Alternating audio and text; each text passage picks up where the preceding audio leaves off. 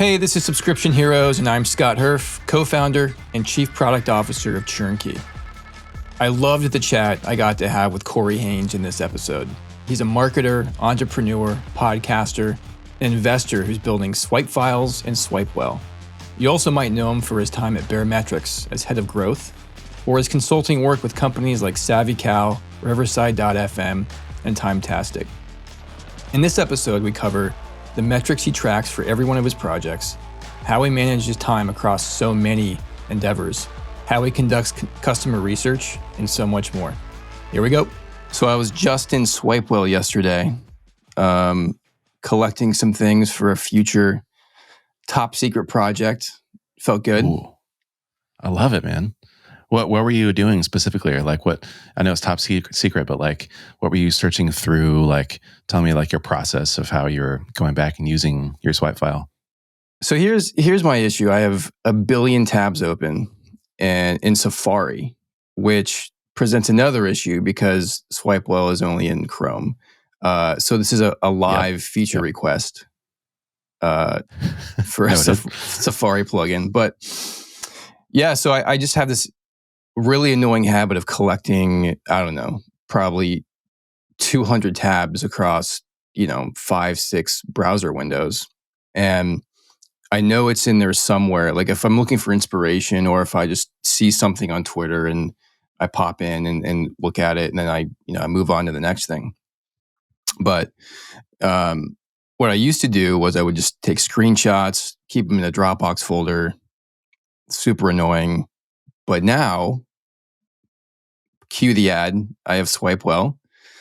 And it's actually kind of changed how I, keep track of screenshots and inspiration and all that. So how are things with that? That's awesome to hear, man. Yeah. Yeah, SwipeWell's going well. It's one of those things, again, you know this journey even better than I, but the SaaS journey, bootstrapping is a long, windy, arduous journey sometimes. Oh, yeah. I think it's a little, honestly, I think building any SaaS company is like that. It's just when you have some funding, it might feel a little bit easier, like you're making your learning quicker because you have more resources and you're in general just moving a little bit faster. But for what it is, man, it's been such an amazing journey learning, first of all. But two, like actually kind of being in the game and being able to implement a lot of the strategies that I've been doing for other companies and consulting and just resharing, talking about other things that I see companies do and just talking about their strategies, doing teardowns and breakdowns, things like that. It's so much fun. And so, every month we get new customers, MRR goes up, not as fast as we want it to, of course. Never. It's never fast enough. The curve is never steep enough. But yeah, that's so awesome to hear. I think one of the big things we're still consistently beating the drum on is just customer research, getting closer to product market fit, and just trying to really nail down, the jobs to be done of like, why do people use a product like this, and how do we find more people like that and help them do that job better? That's what's been fun to see. And you've always shared publicly what you're working on, the way you think about things, but the coolest thing is you can just tell it's different because it's your thing. You're running the show. You're doing everything, for better or for worse. Including your business partner. But you can just feel that excitement you have. It's pretty cool to see. Yeah, thanks, man. I try to exude that. Sometimes I feel like I have to filter myself a little bit to kind of get the company voice down and represent kind of like the vibe of whoever I'm doing the consulting for or working for at the time. Right. And I try to think more about like, how do I put myself in the founder's shoes or whoever we want to kind of be the face to represent the company. And then working on SwipeWell, I'm like, oh, that's me. But now I have to take all the filters off and, get back to myself in a way where I'm like, how would I talk about this? Because I'm so used to just being ghostwriting almost in a sense. Right. But I'm like, I have to learn to, I want to, let my freak fly even more with SwipeWell. It's a good reminder, actually. Yeah. It's, I don't know. It's just, I look back. I was searching my email the other day for something. Like one thing we'd written to each other, and I found something from, gosh, it was, I don't know, 2019, 2020, Corey at Baremetrics.com. And I think you actually referenced this email the other day. The ones where you were sending targeted upsells. Yeah. But it's just funny to see your voice evolve over the years. And yeah. I mean, it's amazing. You are kind of a ghostwriter chameleon. So yeah, it's just really cool to see you out there on your own. Not that haven't always been on your own, but you know what I'm saying. It's true though. Yeah. Yeah. It's a long and winding journey. There's no straight way. Again, it's the bootstrapping way. It's just, it's windy. Are you still doing, you wrote that you did like 100 customer interviews over 1-2 weeks at one point. Are you still doing the constant back-to-back calls? No. Geez, that was only for kind of a period when we're trying to nail down our onboarding. Yeah. And so kind of the process was like last year, we started working on SwipeWell in February of 2022. And then by around May, we had kind of like an MVP that was ready for people to, start using. People can log in. It works. It's a little bit buggy, but it's sort of like, okay, let's start getting people in. So then we had like an alpha invite, worked out some of the kinks there, had a beta invite. And then it kind of felt like, well, things are working pretty well. Like the way that the tool should be used works. Now, how do we get people to use the tool the way that it should be worked? And so we needed to do, a kind of a formal self-serve onboarding flow, which we had none of at the time. And so instead of just kind of taking a first pass and trying to guess at what that might look like, I thought, you know what? How about I just hop on a bunch of calls and I tell people, hey, I'm just going to like share your screen. I'm just going to be fly on the wall. Just go through it and try to figure out how to work it. And then like stop and ask me questions whenever you feel like you get stuck or something doesn't make sense or you're not really sure where to go next. And through there, I started to kind of like piece the puzzle pieces together a little bit where I could see the patterns, and I'm starting to see, okay, for these types of use cases, this is what people want to do first and second and third. And okay, this is like one of the aha moments where it kind of clicked for people.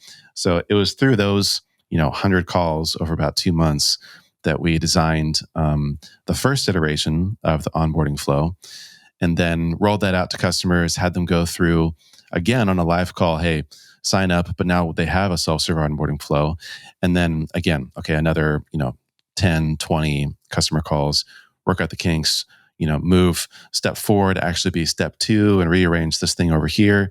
And then I think it was by like our 4th iteration, after about 130 calls, maybe overall, we felt like, okay, this is, we can stop here. Let's move on to the next project. We feel like it's good enough for now. 130 calls. Impressive. I mean, what do you do with all that raw feedback? It was a lot. Yeah. I mean, how do you structure that? Is it just pattern matching and taking notes? Or, I mean, what do you do with all that stuff? Yeah. Well, I didn't have like a super formal process where I was, like formally mapping every single customer call, exactly what they were doing. We really didn't even look at any data, to be honest, either, because there was just so much going on the screen. It's kind of like these intangibles. Right. It just really didn't make sense, and it was too. There's too many details for me to like actually write down and track for every single customer that I could kind of draw some patterns. So I was more drawing patterns in my head. But I was noticing and marking down all the aha moments, all the questions, all the places people got stuck. And the main thing that I was doing was I was recording the calls on Zoom using a tool called Grain. And Grain, now there's a bunch of tools out here that allow you to do this, but Grain at the time was the only one that allowed you to basically create like an annotated timestamp on the call. And so live on the call, I would have this little kind of chat right in front of me under Zoom. And someone would ask me a question, and I would just be like, question about Chrome extension installation, or be like, confused about X, Y, and Z feature. got really excited and things kind of clicked when they did this. And then that timestamp would be connected back to that part in the call so that I could share it with Connor and be like, hey, here's what I'm doing. So like as the calls were going on, I was sharing that feedback live with him also so that he could also kind of see the patterns and draw some of the same conclusions that I was. And we noticed that after just kind of collecting all the timestamps, there were a lot of patterns. And okay, everyone gets stuck over here. Everyone has an aha moment over here. And just kind of taking like a raw list of all those timestamps, annotations, allowed us to kind of map what we thought would make sense to be a pattern for the onboarding flow. That's really cool, especially the sharing part, because when I've done this kind of research, it's so hard to communicate, the raw experience or the patterns or the roll up, and it ends up just being you in a silo saying, "No, believe me, this button should be over here," Right. or whatever, right? That's cool. Yeah, that's definitely one of the huge challenges. I mean, I found that across every SaaS company. It's like certain teams know different things about the customer that if everyone knew them, everyone would be a lot more aligned on the same page. It would just unlock so much for the company to be inspired and creative and really just be a lot more autonomous to kind of take things in their own hands. What you find is, the engineering team is really, really well aware of kind of use cases and usage and the data that's coming back and forth and what customers are actually kind of asking for. And then you have the marketers that are very aware of objections and conversion rates and interest in different topics. You have the sales team, the customer success team, et cetera, et cetera. It goes on. Everyone knows kind of like a different angle. It's like have you ever seen the little cartoon of a bunch of blind men feeling a different part of the elephant? One guy is like, it's a tree. Another guy's like, it's a bush. Another guy is like, it's a rock, and it's an elephant, right? Because everyone's feeling a different part of the customer that they think is the entire truth. But in reality, if you were to kind of mesh them all together, then you have the full picture of the customer. Let's take a little break to tell you about Turnkey, the ones making this podcast happen. Now, I think Turnkey is awesome, but I am super biased because I'm a co-founder. But I love what we're doing for subscription companies. You might look at your churn numbers and think there's got to be a way to turn this around. There's got to be someone who can improve retention and help us track down why people are leaving your product. And that's why Turnkey's here. Turnkey's the only platform that fixes every type of churn for you. We handle retention for customer-obsessed teams like Jasper, Fairdrop, AI Dungeon, and Castos.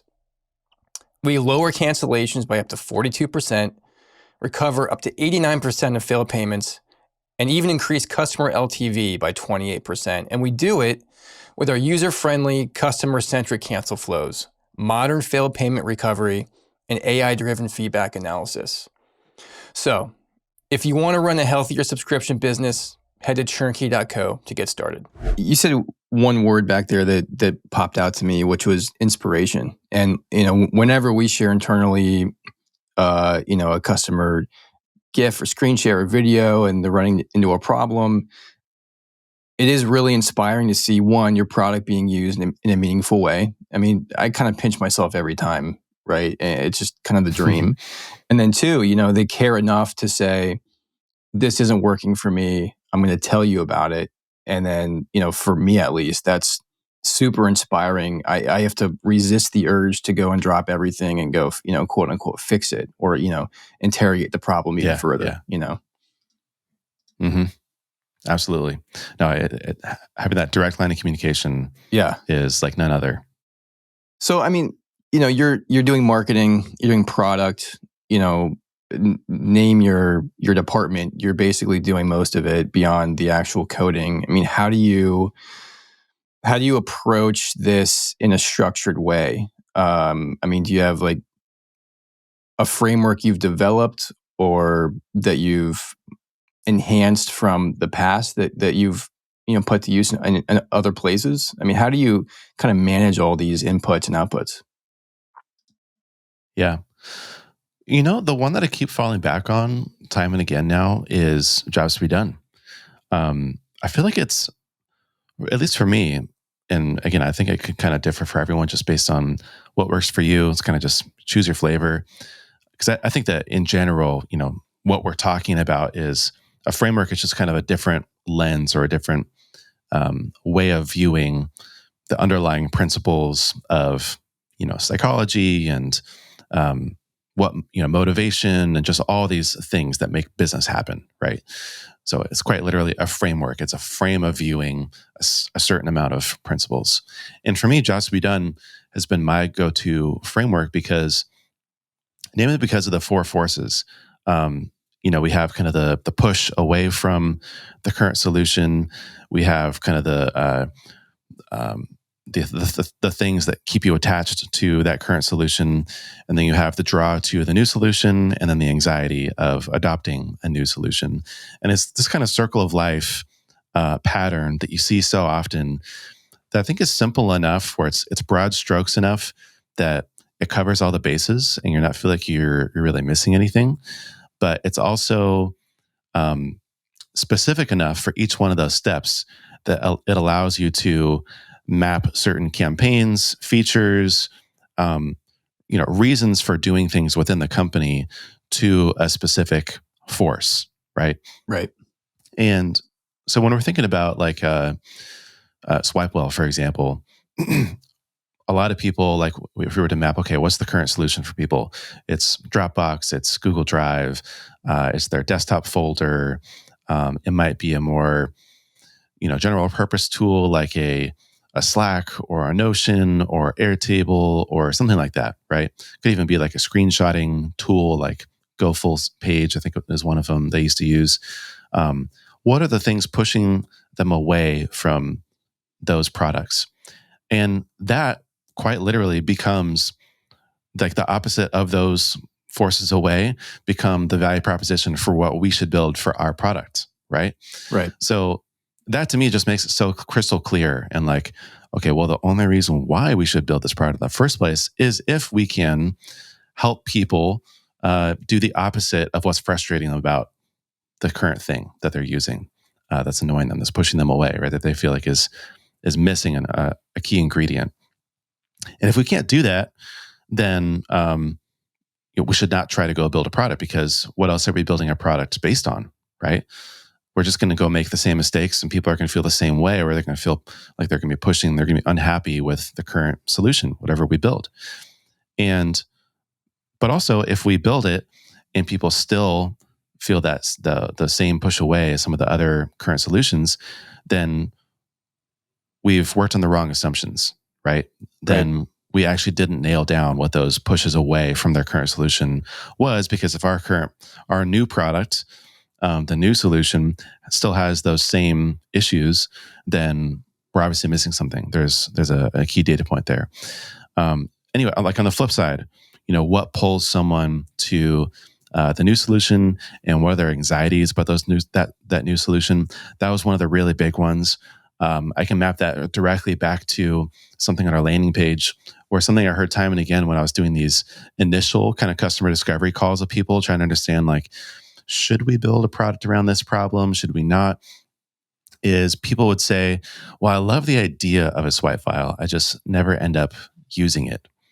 And that's an anxiety, right? Where they're thinking, well, if I adopt yet another tool, am I just going to go back to the same pattern that I always have, and I'm not actually going to make use of it? So on our landing page, again, our value proposition, but also one of the ways that we ease that anxiety is we say, build a swipe file that you'll actually use. So we're just kind of addressing the elephant in the room, and we're saying, look, we understand it's scary. We understand that you're kind of hoping, you're trying to protect yourself from being let down again by saying, I just don't know if I'm going to use it. We're like, we know. Give us a try anyways, and let us prove to you that you will. And we'll live up to that value proposition for you, but we know that that's a concern, and we're trying to address it.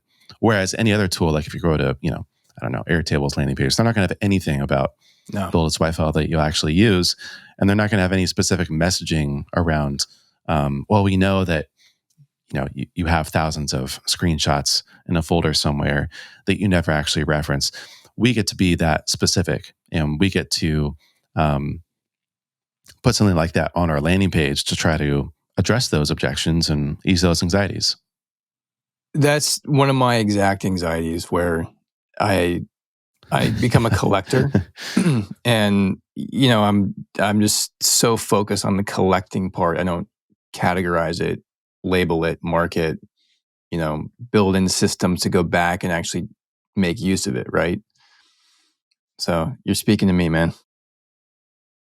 Yeah, yeah. If I can philosophize here for a second, I think that with every category of software, there's kind of like a major anxiety specific to that category that is ubiquitous across that category for every single tool. I found this with Baremetrics. Every single analytics tool, people are like, well, what do I do with the data? Like, what do I do with what I'm seeing here in the analytics? You'll hear that across the board, whether it's Baremetrics or Amplitude or Google Analytics or whatever it is, right? It's people's always biggest, question, because really the anxiety is about, it's a question of the integrity of the value proposition. It's how true is this? Or what would stop me from realizing the value of using this product, right? So it's always, again, it's going to be inherent. It's going to go back to the product itself and what is the job? What are the things you're helping people do? So for analytics tools, it's always, well, what do I do with the data? I think for a lot of these like curation tools, maybe there's a better category to describe them, but I would put like SwipeWell and Readwise and a homegrown solution like a Notion database that's like your second brain. That anxiety is always, will I actually use it, or am I just going to like let this collect dust over here in this corner, of my computer? You can go through the list, right? CRMs have a certain anxiety. Dev tools have a certain anxiety. They all have their own anxiety. So it's all that to say, it's really important to know what that inherent anxiety is about the value proposition so that you can address it up front, because it's pretty easy to actually guess what the anxiety is going to be, even without hearing it directly from a customer, which is important, of course. But by not addressing it, you're leaving money on the table because everyone's thinking that same question. And then chances are your competitors aren't answering it either. So if you can answer that anxiety, you can ease it, then you're going to have a leg up on them. I've felt the pressure to answer that in positioning or sales calls or whatever, but I've never actually heard anyone put it quite like that. And I think that's a really powerful way to look at it. Thanks. Yeah. I sort of I think it was up here somewhere, and you asked a great question that got my brain going, and I'm going to have to get the recording so I can write that down somewhere. I know. You're going to write a book on this soon. Speaking of... Soon, that's right. That's going right into the book. Yeah. What, founder marketing, right?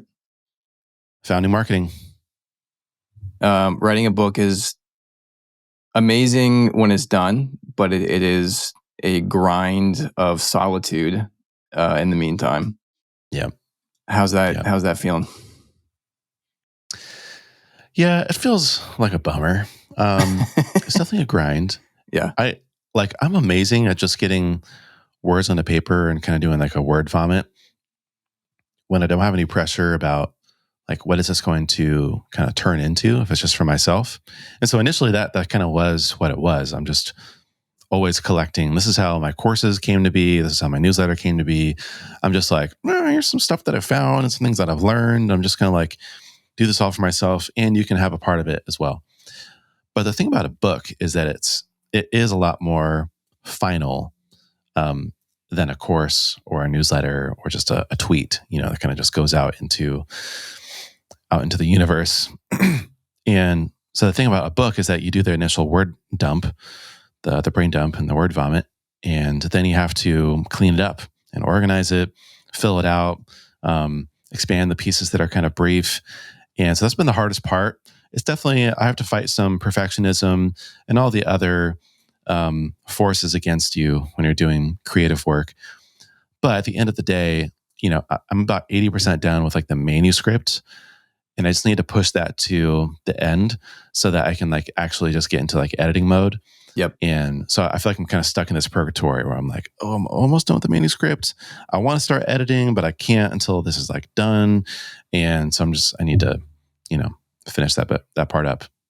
The biggest challenge I faced was similar with mine, where you look back at like chapter 3, you're at the end, you're checking up on a chapter and like resisting the urge to edit in real time.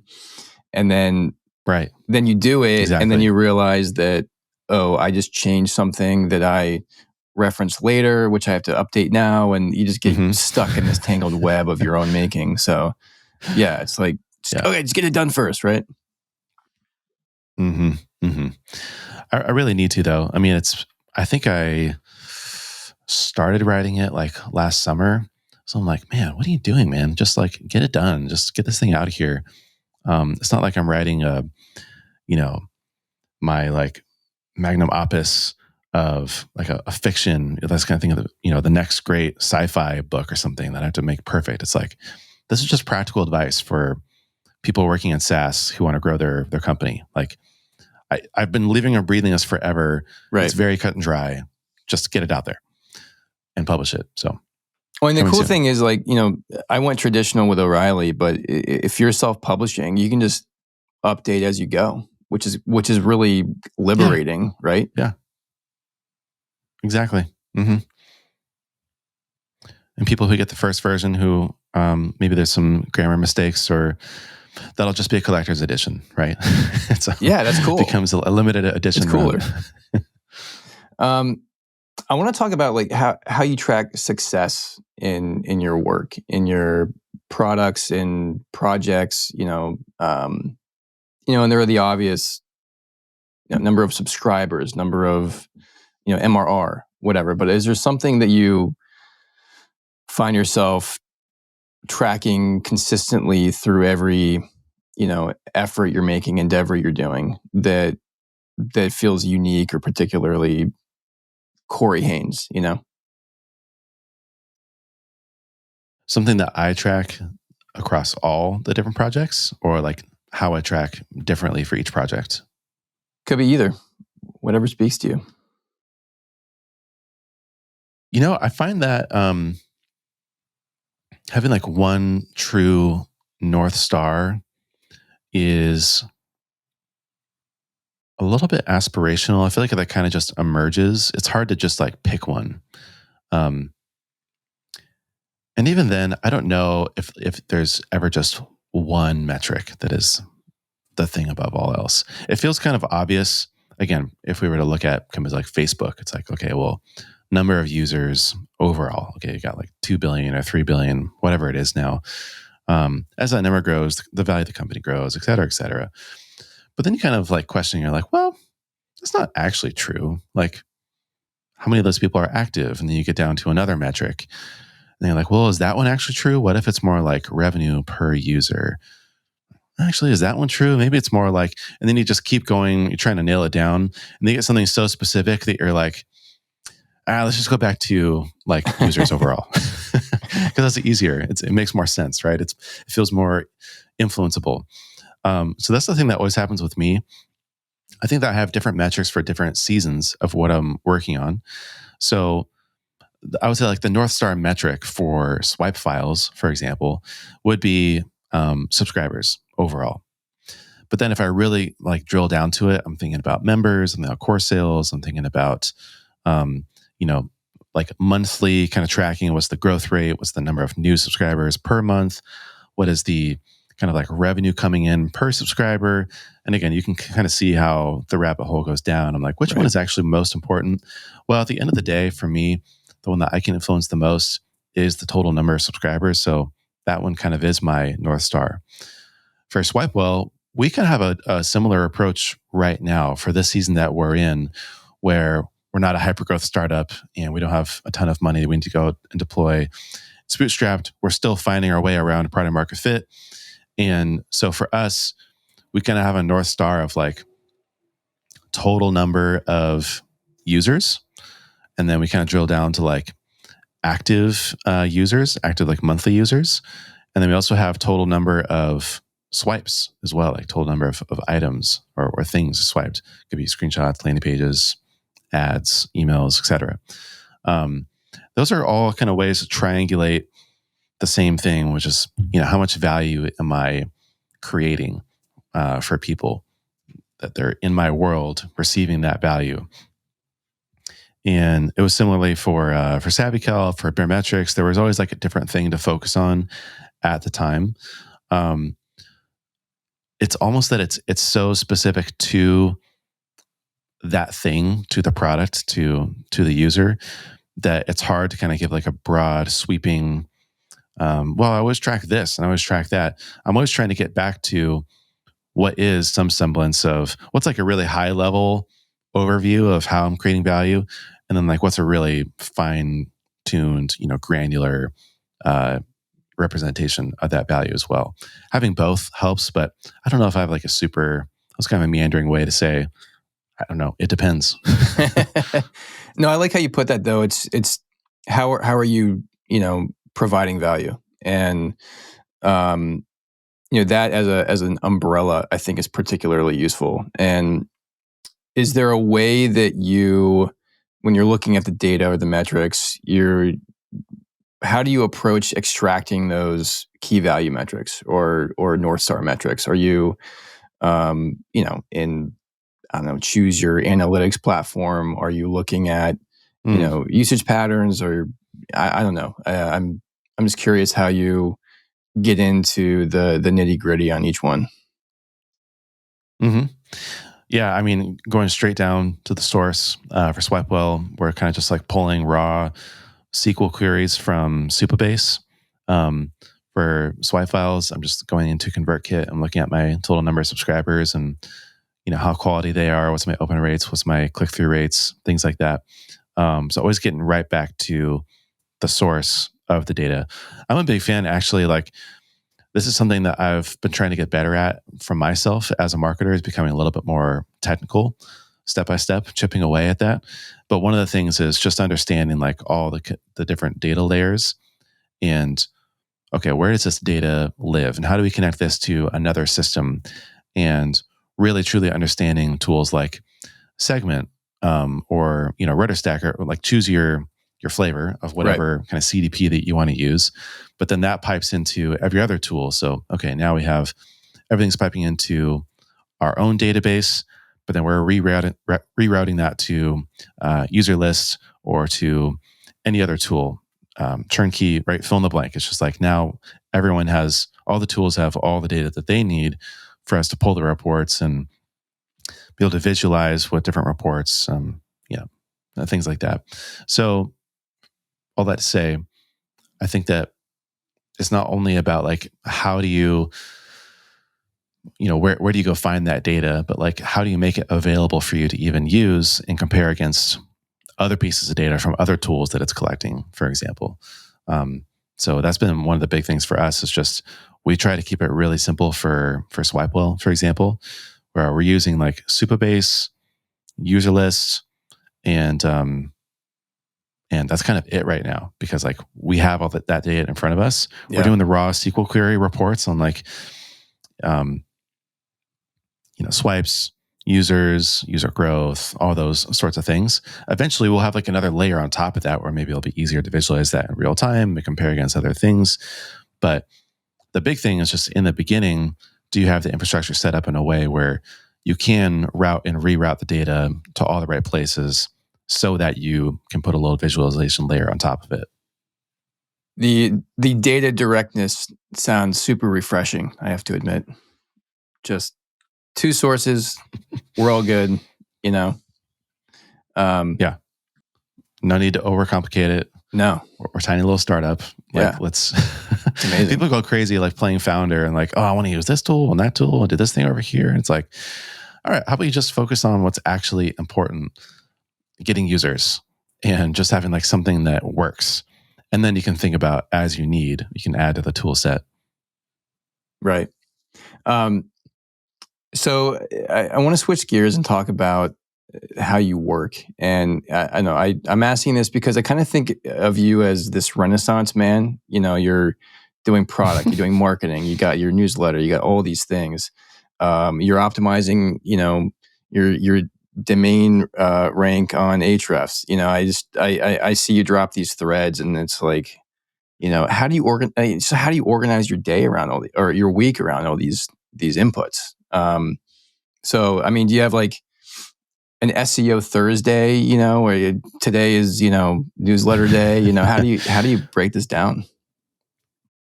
Sure. It's probably, again, simpler than you would think, but that might be some of the magic to it. I don't really even claim to be like incredibly productive. I don't think that I have like an insane amount of output compared to other people. I think that my kind of like thesis of my work and productivity is just only work on really high leverage projects at any time and just cut out pretty much everything else, and then kind of roll through those high level projects, but only work on one at a time for any given product that I'm working on, for example. But I'll give you like a broad overview that I can go through how that looks practically. I try to batch most of my meetings on Wednesdays. That doesn't always happen, and a meeting here or there is fine. There's some meetings that come up on a Monday or a Tuesday or a Thursday, but like most of my meetings, if they are being scheduled, especially if I'm sending out a scheduling link to meet with someone else, then I'm doing that meeting usually on a Wednesday. That helps me just clear my mind, thinking, okay, I have like 4 other days in the week that I know there might be one meeting, there might be 2 meetings max, but otherwise my entire day is going to be free for me to do deep work, really dig into projects, sink my teeth in, and be productive. At the beginning of the week, I have this little Ugmonk analog, these little like cards that I'll put just right here on my desk next to me.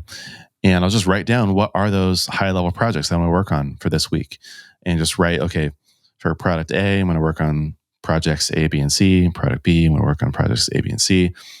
And that's my list for that week.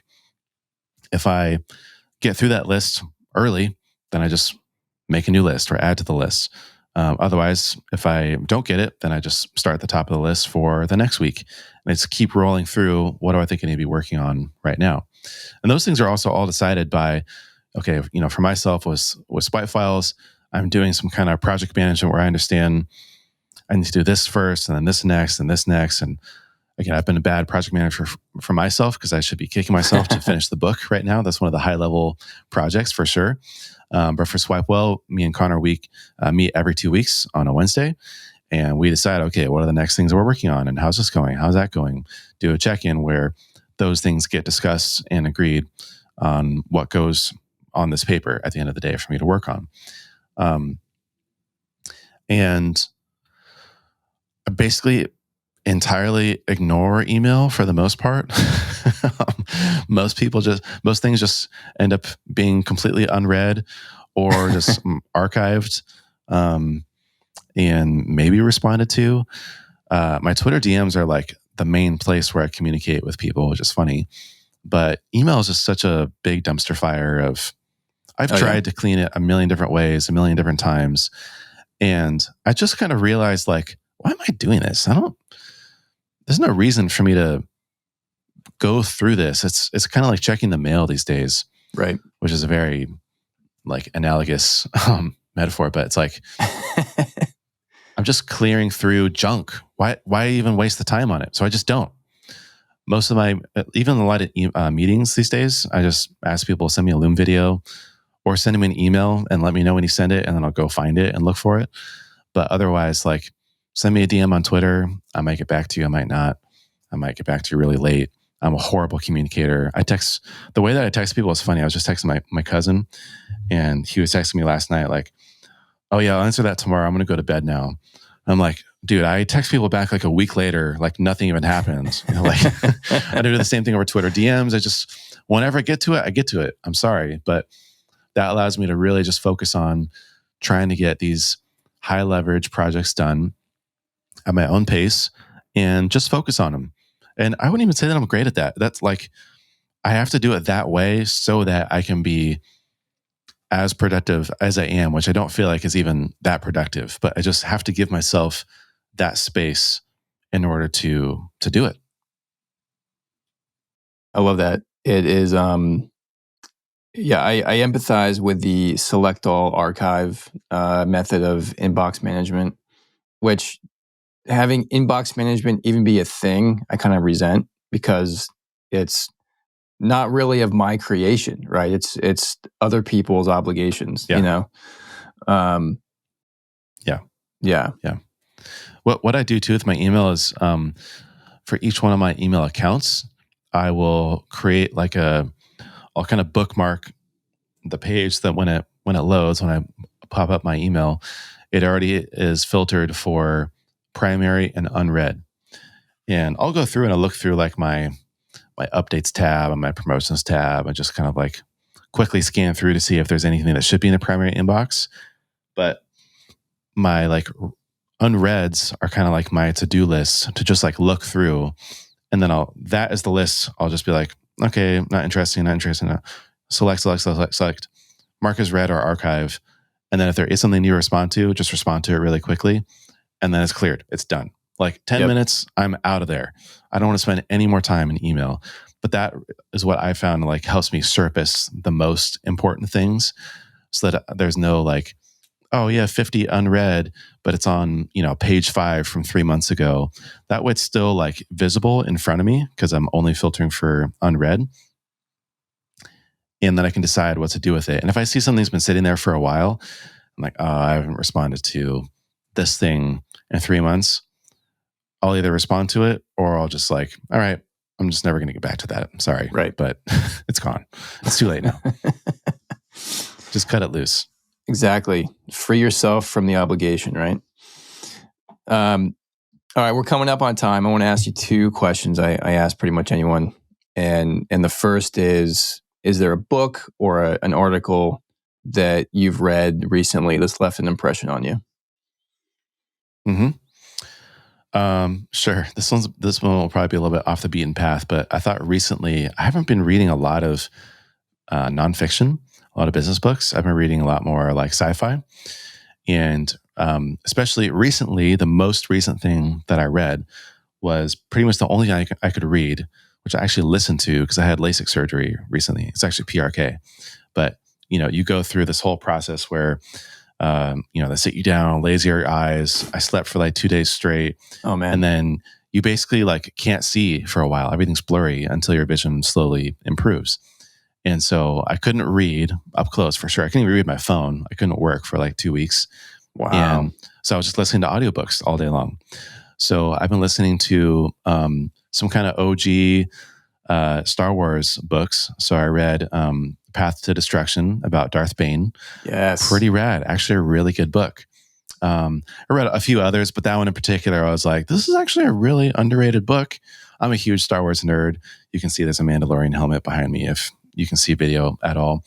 But I listened to that one nonstop, and that one got me through my LASIK surgery. Oh, that trilogy. It's a trilogy, right? Yeah. Mm-hmm. I devoured those when I came across them. They were so cool. Bane kind of becomes like this kind of James Bond figure in a way. Mm-hmm. I really thought, Star Wars, when you can actually get into, when it humanizes the bad guys, it's really good. It's not just this allegory of good and evil, right? Right. Have you read the one about, I'm blanking on the name now, but the one about Palpatine coming into the dark side? Mm-hmm. Such a good book. I read that one right before. That one's also really good. It also changed my frame about like kind of the traditional story where it's about good guy versus bad guy, and then at the end, good prevails, happy ending, et cetera, et cetera. Right. And I just thought it was interesting that I enjoyed the book, even though there wasn't really a happy ending. The main character is a very bad guy, but it's not because I like bad things, but it's just because it's an interesting story. It's like kind of watching a car crash a little bit. You're just like, whoa, you just want to like watch, you just want to observe and see it. And of course it does have like the traditional story arcs, and there's a lot of character development and et cetera, et cetera. But I also just watched Ex Machina. I don't know how to pronounce it, but it's, one of the classic kind of sci-fi movies from the last decade. Yeah. Same thing. I won't spoil the ending, but like not your traditional kind of story arc, not your traditional ending. And I was like, that was a great movie. I love that story. That was awesome. I want more stuff like that. But that one in particular challenged my like, Darth Bane, what a cool guy. I'm almost sad that I like it, but it's so enjoyable. Yeah. Should I like this? I don't know. Right. Yeah. Created the rule of two, major mythology, source right there. I don't envy the burden of having to write that, but Drew Karpyshyn is, legendary. He did a great job. Knocked it out of the park, I feel. I could probably talk about this with you all day, so we'll need to move on now. Our last question: in life, in business, in working out, who knows?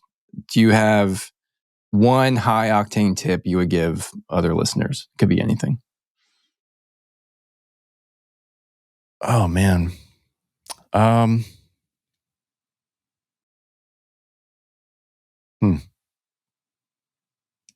it's gonna be high octane, I gotta really think about this one. I should have put more thought beforehand. Could just be, hey, get a good night's sleep. Yeah, honestly, that's the direction I'm going in. I think it's so funny. So I feel like everyone in tech right now is all obsessed with this guy Huberman. He's got the Huberman Lab podcast. Awesome dude. Absolutely love him. I feel like I was a little bit early to him. It's my claim to fame. Listened to him for a while. But everyone, got wind of him. And one of the things he always talks about is, get natural sunlight on your body, but like in your eyes, 30 minutes to an hour after you wake up. And that helps your body kind of naturally wake up. It's this natural signal.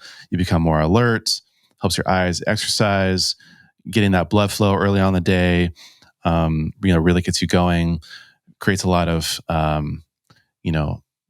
was it called? Dopaminergic effects throughout the rest of the day, where you feel like you have more energy, motivation, focus, happiness.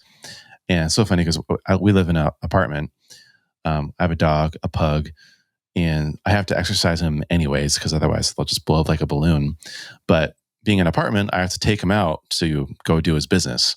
So for the last 5 years, I've taken him out twice a day, if not more, to do his business. And I always take him out first thing in the morning because I'm scared that he's going to do business. So literally our routine is wake up, get dressed, go outside and walk around with him, which I think is actually kind of one of my keys to success, because the more I think about it, then I heard the things about what Huberman's saying and I was like, oh, I've been doing this for years.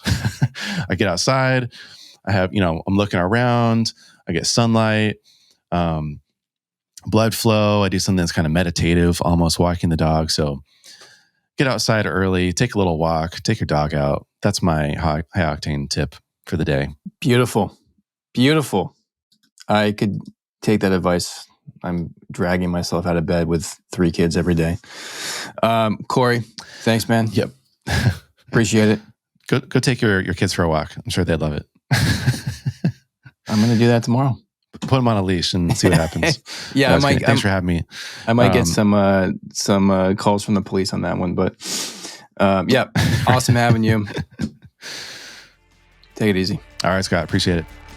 Don't miss out on future episodes. Get alerts for new drops at subscriptionheroes.co or follow us on your favorite podcast platform. Special thanks to Turnkey for sponsoring the show.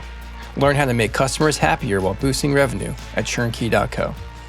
Your support for this show has been incredible so far, and let's keep the momentum going. We are all slaves to the algorithm.